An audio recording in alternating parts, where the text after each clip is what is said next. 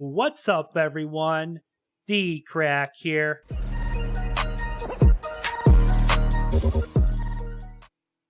So, alright, guys, tonight I'm with ATV Studios. MF Gaming had some stuff he had to do, and I think his brother was on his computer or something, so you guys are stuck with ATV tonight, but we all love him, so make sure and subscribe to his channel. Go like his videos, give us a thumbs up, ATV. I just noticed, yeah, the background is like, you have like an orange or red light in there. That's kind of cool. You have a red light right there. Oh, you do? Yeah. Well, all right, guys, we're going to check out Mr. Nightmare's new video. We're going to do a reaction to it. 4 bone-chilling, true Halloween stories. Like always, guys, I'll link the original video down below. Make sure and go check out Mr. Nightmare. Also, if you're new to my channel, make sure and subscribe, click the bell. I would appreciate it, guys. I'm going to go dark for a second because I have to click on the video, but I'll be back in just a second, so don't freak out. You ready, Austin? Yes. All right, let's go ahead and check this out in 3, 2, 1, play.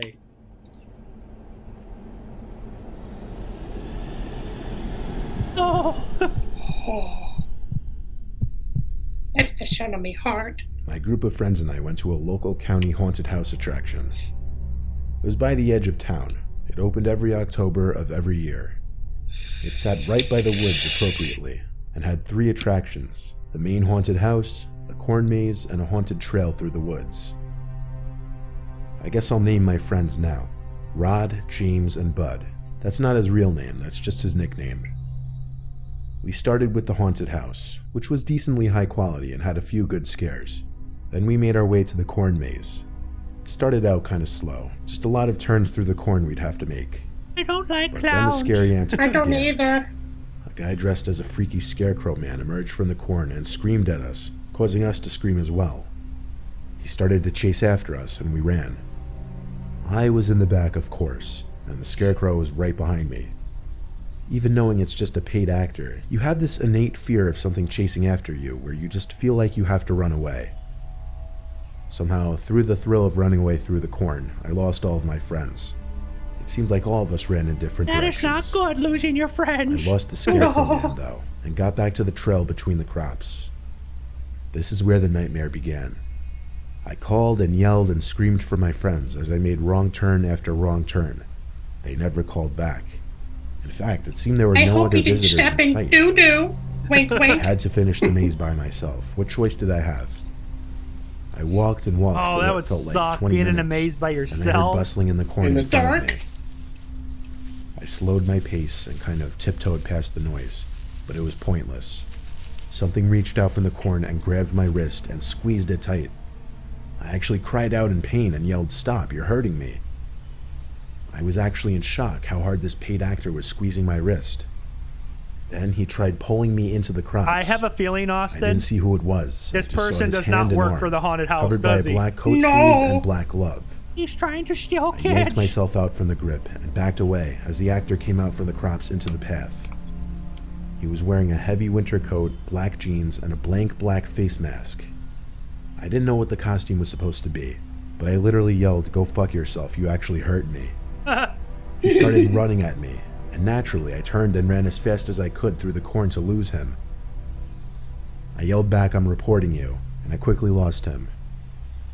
After 5 minutes of running straight through the corn as opposed to following the maze of trails, I came to the edge of the maze and went to find an employee.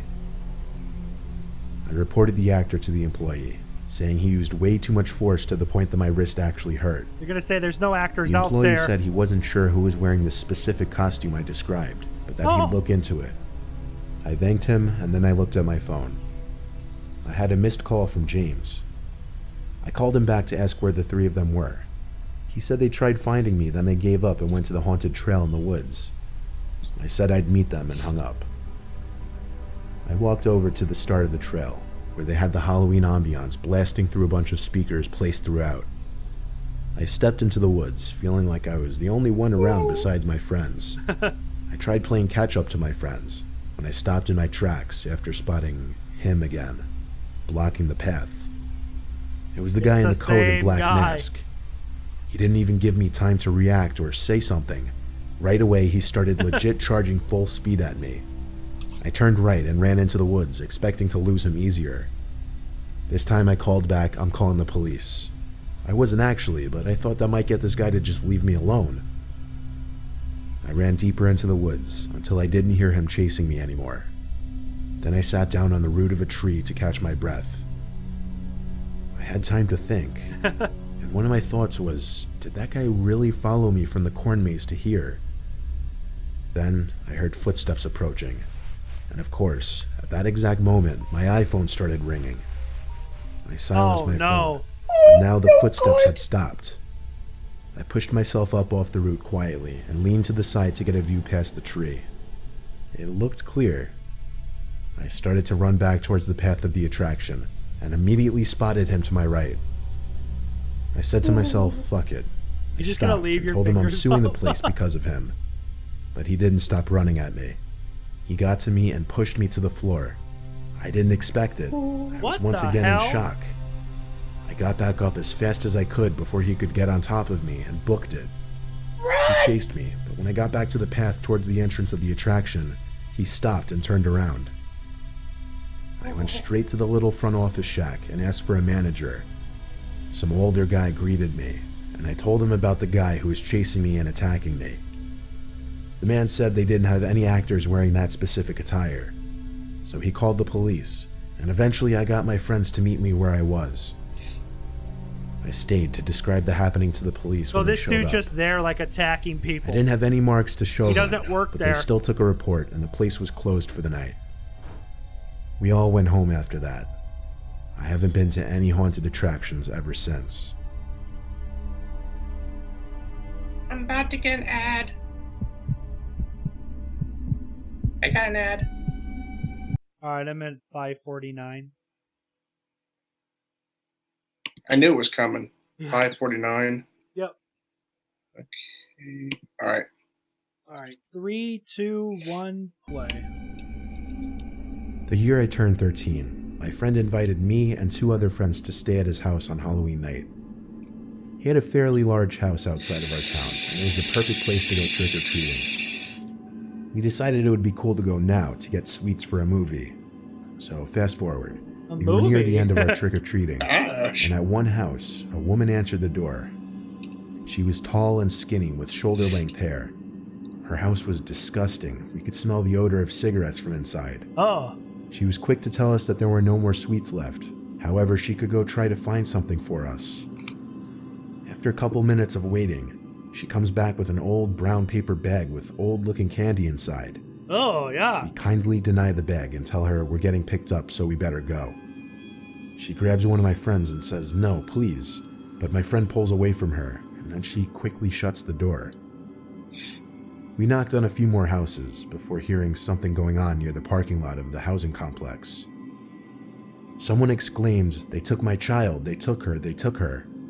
What? It was her. No. That woman. And that was my friend's parents' car that she was banging on. She was throwing herself at the car and hitting it with her fists. A couple of neighbors came out due to the commotion. They seemed to know who she was. They apologized to us and said it was a big misunderstanding. We quickly got into the car, and my friend's mom started driving us out. But we don't get far before the woman jumps in front of the car, claiming one of us was her child. The neighbors once again pulled her away. It was later that night, however, when things truly began. Crazy. We stayed up late like any teenagers do at sleepovers, and we watched some scary movies. Out of nowhere, the light turned on in the hall. We could see it under the closed door of the bedroom. We assumed it was my friend's parents who were about to come in to Did tell that us to get lady some follow sleep. them to their However, house? no one came in. I decided to have a peep out the door. Nothing at all. My friends joined me to see why the lights suddenly turned on. Out of nowhere, my friend says, "It's her." And through a large window facing the backyard, we see that woman standing there, looking in. However, the second she saw us stare at her, she ran away. Disturbed by this, we came back inside the bedroom and locked the door. We were obviously quite shaken up by this. Who is she? What does she want? We sat around for an hour, nervous, on high alert. However, we eventually did somehow manage to fall asleep. That morning, my friend's mom told us the situation at the housing complex shook her up so much that she thought she had seen that woman standing over her bed in the middle of the night. Oh, My God. friends and I never even told her we saw that woman at the house that night, which led us to wonder, what if, just maybe what if, that woman actually was inside the house that night? I got another ad. All right, I'm at 8:58.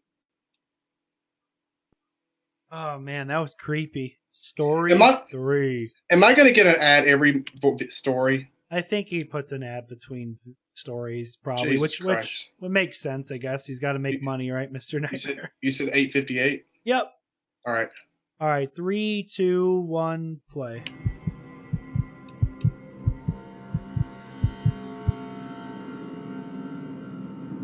Last year, Halloween was on a Wednesday, and because of that, I was home alone. My dad works nights, and my mom was staying with her sister because our parents weren't getting along at the time. My sister was away at college, so it was just me, left to provide for the trick-or-treaters. My dad bought a couple bags of Kit Kats and told me he expected them empty by the end of the night. I don't know why, but my dad takes Halloween seriously. They're crispy. I didn't get home from classes until around 6, so it was already dark and the kids were out in droves. The second I dropped my bag on the couch, the bell rang, and that went on for some hours. I was getting homework done later on in the night when the trick-or-treaters had mostly gone home. It was sometime past 9 though, I remember that much, and the doorbell rang once more. It was the first time in over half an hour. I went to open the door with a near-empty bowl of Kit Kats expecting some kids, but instead it was just this lone guy, maybe 35 years old. He waved at me with a neutral expression on his face. I didn't open the storm door. I kind of just watched him, ready to shut the door on him. He stopped waving, then reached for the handle to the storm door and pulled it open. Oh, At that no. moment, I slammed the door shut in his face and locked it. I texted my family group chat that some old guy just tried opening the door. My dad joked that if he does it again, go outside and teach him a lesson. I decided that was it with opening the door for the night. I went back up to my room to finish my homework. Why would you open Soon, the door? I heard yelling coming from outside. Oh, I lost God. my patience and eventually Yeah. got up to see what was going on. I slid open my window and looked down, and there was that man again down below, looking up at my window, shouting at me. He was mainly yelling that he needed help finding his son. I didn't believe him for a second. I don't like those little I strings. texted my family again. My dad just said, "Ignore it, he'll go away." I left my room and shut off the light so that he'd go away. Then I went to the basement, which had no windows. I hung out down there to do my work, and all was quiet for a while. Then, flick, the power went out. Oh. Initial thought, Oh. that man outside tinkering with the electric box outside of the house. I stayed in contact with my family the whole time. After a few minutes, I heard the floorboards creaking above my head. Someone, as if I couldn't guess who, was inside the house. My mom and dad Oh, and sister God. all texted me to call the cops. No. I stayed put in the basement, as it was the safest place at this point. The cops were en route. All I had to do was wait. The basement door then opened, and we stepped down the stairs, only halfway though. Even without power, a little bit of light from the upstairs poured into the basement, enough for me to see his legs. He was standing on the middle step of the staircase, Oh. and I swear he just stood there for like 2 minutes. I heard him mumbling stuff. I won't even pretend I could understand any of it. After the longest, most painfully uncomfortable moment of my life, the man said into the basement, "I can see you." The whole time, his legs were actually facing me. Was he actually looking at me that whole time? Still, I didn't move, 911. nor did he. He continued to stand there until there was a bang at the front door. Then he walked up the stairs, shut the door, and I heard creaking above again. I waited 20 seconds before running upstairs to the front door. By that time, it seemed the man had left my house, because the cops couldn't find him, even with my help. Stupidly, I left the back door unlocked, so he simply let himself in. As for Oh, the power, jeez. he messed with the electric box outside, as I predicted. I don't know if he did this on Halloween intentionally, or if it was just a coincidence, but something was wrong with that man. He didn't belong out in the streets. I got another ad. Man, he puts a lot of ads. He's making bank. Yeah, really. 13, 15. Yeah, a couple million views, 4 ads. You said Damn right he 13, is. 13, 15? Yep. Okay.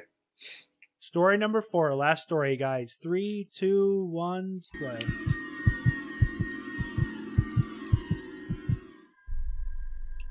Halloween night. I don't know what year it was, but it was probably like 4 years ago, and it was a Saturday. I'll keep this short and to the point. My friend Tanner and I were set on doing something scary that night, and that ended up being a visit to the abandoned house way up the road from our campus. It was at the top of the hill, and some students referred to it as the Blair Witch House. Oh, simply no. because it sat all by itself Have on you an seen Blair enclosed Witch, property, Austin? and it had been The abandoned original for years. is good. So, come 10 o'clock, Tanner drove us all the way up the road and parked his car in the dirt outside of the property. We walked up the hill to the house, and even just seeing the unlit house standing in the dark gave me goosebumps. We both came with backpacks full of tools like flashlights, knives just in case, and he even brought a crowbar. Surprisingly, he didn't need it though, because the front door was already cracked open. This is where the flashlights came in, because of course the inside was as dark as it gets. Oh. The house seemed to be scrapped for just about everything, because nothing was left except junk. Nothing very exciting. Then there was a thump from upstairs. Tanner Someone's and I living looked there, at each bro. other, and we agreed to go upstairs and check it out. He led the way up the stairs, which were extremely rickety. We got to the top, and there was a small hall with 3 doors. We passed the first room, which was a tiny bedroom with an old collapsed bed frame still in there. There was a second door on the left. This one led to an empty bathroom. There was one more door, this one on the right of the hall. We stepped inside. This bedroom was definitely the master bedroom. There was a bed frame sitting in the center of the room still. I hate to say, There was once Austin, carpet on this wood floor, but I don't which think had a middle apparently been finger's ripped away over gonna the scare years. away any killers. We stepped fully inside the room, looking for what could have made the thumping sound. And then, bang. The door to the room slammed shut, and there was suddenly a white flash that filled the room. Then another. What? Seemed like camera flashes. Tanner screamed and opened the door back up to flee the room. I did the same. Neither of us looked for whoever was in there with us. In the moment, we were screw you, way you too douchebag! scared. We ran back to the car, and Tanner drove us back to campus. A week later, Tanner sent me a picture through text. He was holding a photograph in the picture. It was of the 2 of us in that bedroom of the house. What? He said they were left under his windshield wiper in the parking lot of our dorm building. I told him throw them away and park somewhere else from now on. We only told a few close friends about this, and we never went near that house again. Oh God. What was in the pictures? Picture of them. I guess we'll never know what was in that house, right? Oh no. So, alright guys, that was 4 bone-chilling true Halloween stories by Mr. Nightmare. If you guys enjoyed this reaction, make sure and smash the like button like I said earlier. If you're not subscribed, make sure and subscribe, click the bell. Thanks for watching, guys. If you have any other videos you want us to do reactions to, just leave a comment down below. Until next time, guys, peace.